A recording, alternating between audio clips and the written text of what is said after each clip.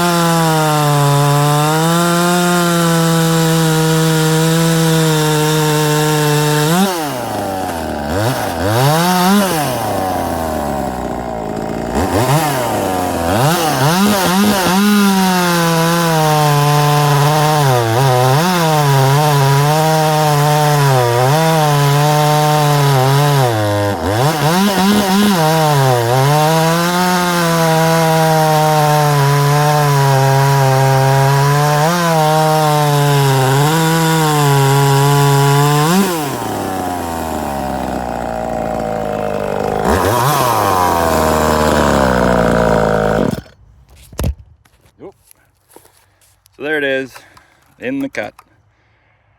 I think this, well, let me back up. My opinion, it's not a bad running saw. It ran pretty good stock. I'm out of the muffler just to make that port a little bit bigger. There you can kind of see it. It's just a tube down in there welded on where the stock outlet was. It's a lot of Phillips screws. Don't like that. The cylinder screws were on there like red Loctite, super hard. I stripped one out, got it out, threw those in the garbage. I had some old Echo 2511 cylinder bolts, used those instead. I did a gasket delete. It's an open port versus closed port. On the OEM is closed port cylinder design. This thing is open port, still quad, bottom fed. The piston has 2 rings in this. The OEM has 1 ring. It came with buck and spikes. That's interesting. The OEM one doesn't come with buck and spike. This chain is not doing it any favors for sure. It's too big of a bite, just like on the OEM 2511T. You know, it's super chattery. It benefits from the quarter pitch or the 325 Speed Cut Nano. I think I have a Panther bar and chain, like 12-inch in the shop, so I'm gonna go slap that on, come back and make some cuts in this same piece of wood here, and I'm assuming that it's gonna be a lot better is my prediction. But yeah, not a terrible little saw, especially for the price. You know, I got it on eBay for like $150 shipped or something like that, $148 or whatever. 2 bar nuts instead of 1. OEM has 1. This Chinese has 2. I did swap some parts around.